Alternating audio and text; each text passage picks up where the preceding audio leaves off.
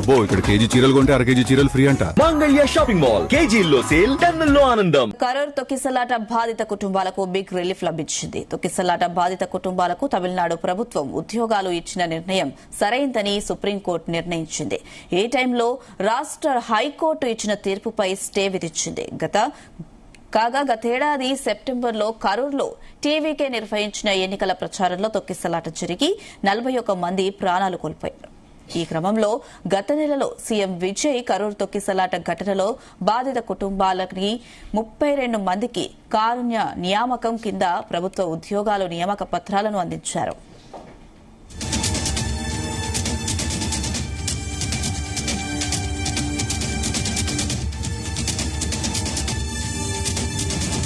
ఇక నియామకాలపై దాఖలైన పిటిషన్లపై విచారణ జరిపిన మద్రాస్ హైకోర్టు కరూర్ బాధిత కుటుంబాలకు సీఎం విజయ్ అందించిన ప్రభుత్వ ఉద్యోగ నియామక పత్రాలు చెల్లవని స్పష్టం చేసింది.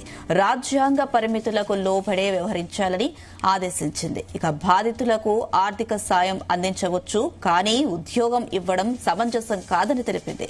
ప్రభుత్వ బస్సుల్లో మరణించిన వారికి అలాగే ప్రభుత్వ ఉద్యోగాలు కల్పిస్తారా అని ప్రశ్నించింది.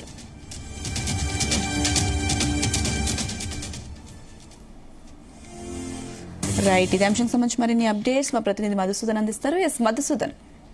అనుష్క, కర్నూలు తమిళనాడులోని కరూర్ తొక్కిసలాటలో బాధిత కుటుంబాలకు భారీ ఊరట లభిస్తుంది. బాధిత కుటుంబాల్లో 32 మంది తమిళనాడు ప్రభుత్వం కల్పించిన కారుణ్య నియామకాల విషయంలో సుప్రీంకోర్టు కీలక నిర్ణయం తీసుకుంది. ప్రభుత్వ ఉద్యోగాల నియామకాలను సవాల్ చేస్తూ మద్రాస్ హైకోర్టు ఇచ్చిన తీర్పుపై సుప్రీంకోర్టు స్టే విధించింది. దీంతో కరూర్ తొక్కిసలాట బాధిత కుటుంబాలకు తాత్కాలికంగా భారీ రిలీఫ్ కూడా లభించిందని చెప్పవచ్చు. గత ఏడాది సెప్టెంబర్ కరూర్లో టీవీకే నిర్వహించిన ఎన్నికల ప్రచారం కార్యక్రమంలో తీవ్ర విషాదం చోటు చేసుకుంది. ఎన్నికల ప్రచారం కార్యక్రమానికి భారీ సంఖ్యలో ప్రజలు తరలిరావడంతో అక్కడ ఒక్కసారిగా తొక్కిసలాట జరిగింది. ఈ ఘటనలో 41 మంది ప్రాణాలు కోల్పోయారు, పలువురు గాయపడ్డ ఒక రాజకీయ కార్యక్రమం కాస్త తీవ్ర విషాదంగా మారడంతో తమిళనాడు వ్యాప్తంగా ఘటన సంచలనం సృష్టించింది. ఈ ఘటనలో కుటుంబం సభ్యులను కోల్పోయిన బాధిత కుటుంబాలు తీవ్ర విషాదంలో మునిగిపోయారు. తమ కుటుంబం పెద్ద దిక్కు ఉన్న వారిలో కోల్పోయిన కుటుంబాలకు ఆర్థిక ఇబ్బందులు కూడా ఎదురయ్యాయి. దీంతో బాధిత కుటుంబాలకు ప్రభుత్వం అండగా నిలవాల్సిన పరిస్థితి ఏర్పడింది. ఈ నేపథ్యంలో తమిళనాడు ప్రభుత్వం బాధిత కుటుంబాలకు ఆర్థిక సాయం అందించడంతో పాటు అర్హులైన కుటుంబ సభ్యులకు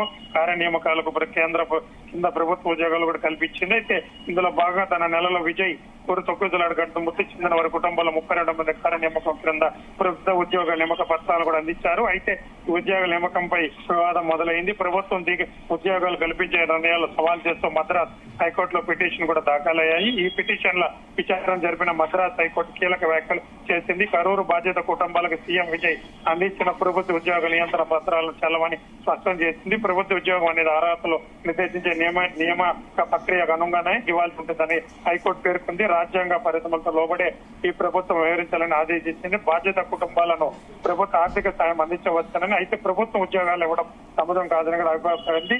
ప్రభుత్వం ప్రమాదాల్లో జరిగినప్పుడు ఎవరైనా ప్రాణాలు కోల్పోతేనే ప్రతి బాధిత కుటుంబానికి కూడా ఇలాగే ప్రభుత్వ ఉద్యోగాలు కల్పిస్తారని హైకోర్టు కూడా ప్రశ్నించింది. ప్రభుత్వ ఉద్యోగం అనేది అర్హతలు నిర్దేశిత నియామకాల ప్రక్రియ ద్వారా కావాల్సిందే తప్ప ఇలా ప్రత్యేకంగా ఇవ్వడం సరికాదని కూడా హైకోర్టు కూడా స్పష్టం చేసింది.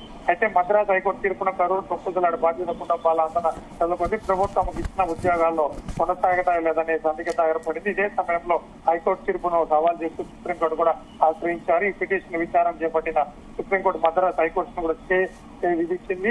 దీంతో కరూర్ తొక్కిసలాట బాధిత కుటుంబాలకు భారీ ఊరట కూడా లభిస్తుంది.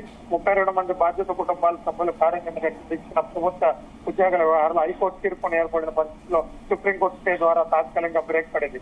ఈ పరిణామంతో తమిళనాడు ప్రభుత్వానికి కూడా ఊరట లభించినట్లయితే బాధిత కుటుంబాలకు ఆదుకునే ఉద్దేశంతోనే ప్రభుత్వం తీసుకునే నిర్ణయంపై హైకోర్టు అభ్యంతరాలు వ్యక్తం చేసినప్పటికీ ఇప్పుడు సుప్రీంకోర్టు స్టేపై విధించిన దీంతో ప్రభుత్వం ఇచ్చిన ఉద్యోగాల వ్యవహారం మరోసారి న్యాయస్థాన పరిస్థితుల్లో వచ్చింది. కరూర్ తొక్కిసలాటలో 4 మంది ప్రాణాలు కూడా కోల్పోవడం ఈ బాధ్యత ఉద్యోగ నియామకాన్ని కూడా నిబంధనల అర్హతలు నిష్టమైన ప్రక్రియ ఉండాలని అంశం ప్రధానంగా చర్చకు వచ్చింది. ఒకవైపు సుప్రీంకోర్టు హైకోర్టు తీర్పు విధించడం బాధ్యత కుటుంబాల ప్రస్తుతానికి ఊరట కూడా లభిస్తుందని కూడా చెప్పచ్చు. మొత్తం మీద ఈ కరూర్ తొక్కిసలాట బాధ్యత కుటుంబాలకు ఇచ్చిన ప్రభుత్వ ఉద్యోగుల వ్యవహారంలో కీలక పరిణామం చేస్తుంది. తమిళనాడు ప్రభుత్వం 32 మంది బాధ్యత కుటుంబాలు సభ్యుల కార్య నియామకాలు ఉద్యోగాలు కల్పించినైతే సుప్రీంకోర్టు హైకోర్టు ఇచ్చిన తీర్పు ఇచ్చింది. హైకోర్టు తీర్పు సవాల్ చేస్తూ పిటిషన్ విచారణ జరప సుప్రీంకోర్టు హైకోర్టు విధించింది.